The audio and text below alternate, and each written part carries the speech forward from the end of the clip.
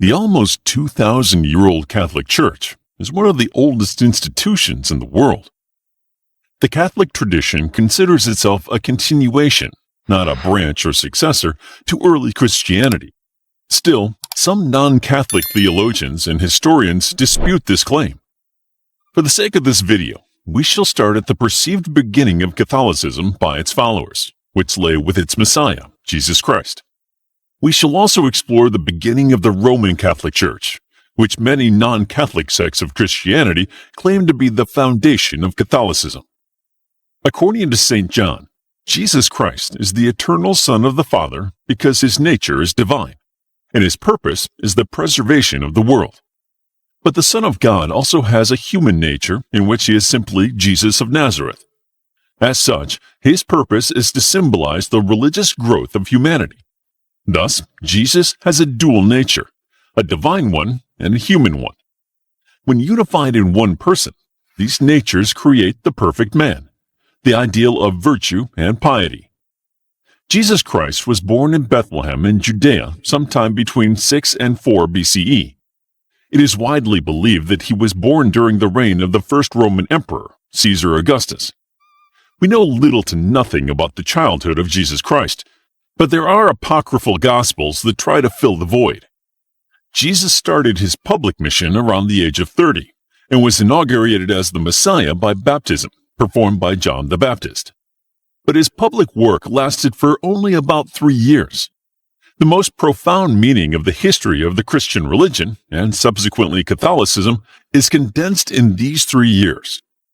Jesus was a Jew, and he was introduced to Jewish teachings.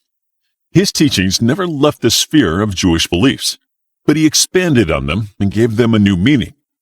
He chose 12 apostles, also Jews, and 70, sometimes 72, Gentile disciples. Gentiles do not practice the Jewish faith. They were all common people, illiterate fishermen and field workers. He did not choose scholars and leaders, nor did he preach to mainly wealthy and powerful individuals. His world revolved around the lowborn, of sinners, thieves, and betrayers. He traveled through Palestine and the towns and villages north of the Sea of Galilee, teaching with power and authority that gave him the people's unconditional obedience and love. He had no previous training on how to teach, and he had to rely on his intuition and experience to shape the minds of his disciples. The culmination of Christ's mission came with his entrance into the city of Jerusalem. By this time, he had already had a reputation for being a political and religious agitator, especially among the Romans. Much of what we know about Jesus and his life comes from the Gospels written by the 4 evangelists, Mark, Matthew, Luke, and John. The main goal of the Gospels was not to record a biographical and historically accurate account of Jesus' life, but to persuade readers of his divine nature. The Gospels were written some 40 years, some even say 70 years, after the death of Jesus Christ. Their authors never claimed to know the life of their Messiah. They simply wrote down what remained in the collective memory of the Christian communities. It is this collective memory that lived on to form the Catholic Church. The Christian faith began with the act of resurrection. Before that, Jesus was regarded as the Messiah of an already existing faith, Judaism. But early Christianity wasn't anything like we know it in the modern day. It was still just a branch of Judaism, and its followers were members of an apocalyptic messianic Jewish sect. Resurrection was not a new concept in Judaism, as early Christians did not see themselves as followers of a different faith. They only thought that Jesus' resurrection gave a new meaning and clarity to their religious sentiment. It is essential to understand that at this point, Christianity was still not a religion on its own. It was a sect within Judaism. Therefore, the apostles didn't spread a new faith, but rather a new thought within the already existing one. The apostles and their followers remained faithful to the temple and Judaic law. But not all Jewish leaders welcomed this new sect and the belief that Jesus was the promised Messiah. The spread of Christianity was not an explosive event. Instead, it occurred gradually. At first, it came to the Jewish communities around the Mediterranean Sea. As they began fearing persecution in Jerusalem, the apostles spread their faith in other countries. When the first Christians reached Antioch, an ancient Greek city in modern-day Turkey, the spread of the church exploded and changed the history of the world. This was one of the first places where the Gentiles were baptized, and the faith spread out of the closed Jewish communities. Paul is regarded as the most important individual of the apostolic age. The New Testament has 27 books, of which Paul authored 14. These are known as the Pauline epistles. Some of these were most likely written by his students in his name, but at least 7 of them have been authenticated as being Paul's work. To appeal to the non-Jews, Paul stripped the Gospels of all Jewish characteristics and made them more attractive to everyone. Paul saw Christianity as a liberation from the strict laws of the Jewish faith, and he believed that it was enough to have faith in Jesus to receive salvation. Around 50 CE, the Council of Jerusalem was summoned.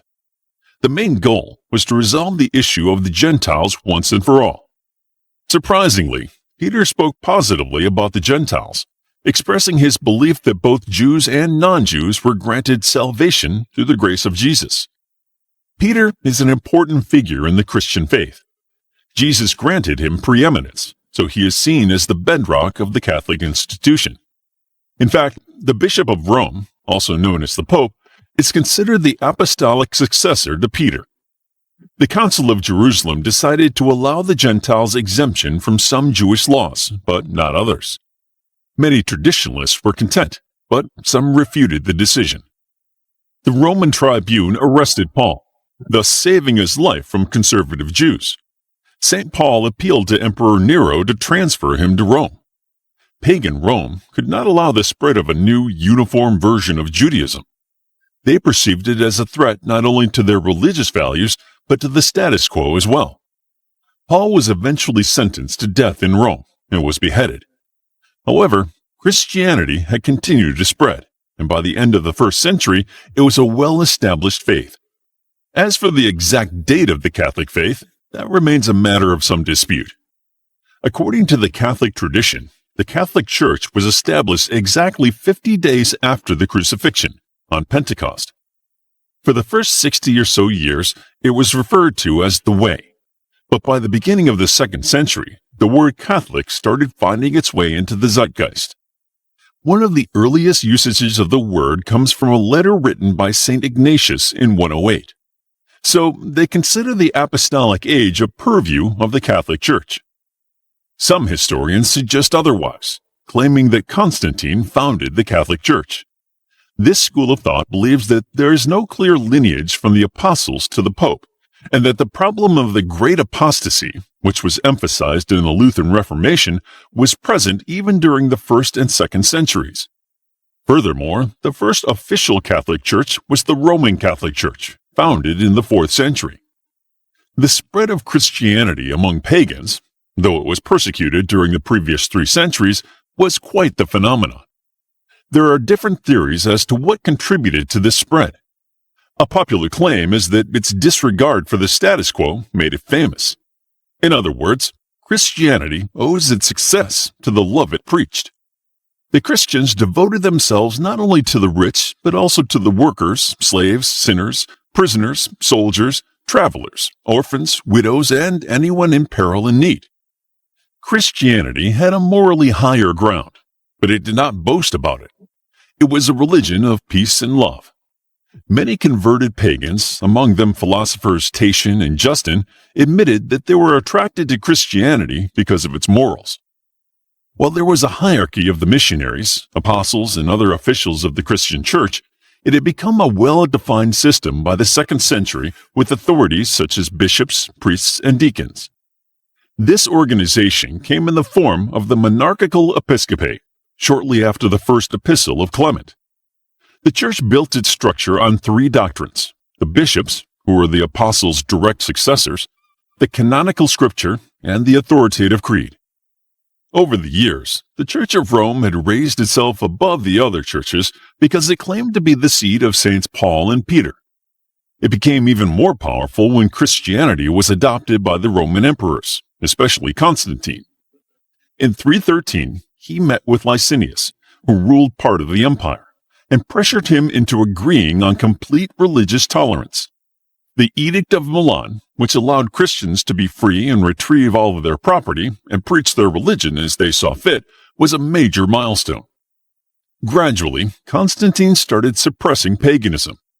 In his early days, he still acted as the supreme pontiff of the pagan religion, and he paid homage to the sun god. But later, he started publicly displaying Christian symbols and imposing various restrictions on pagan ceremonies and rituals.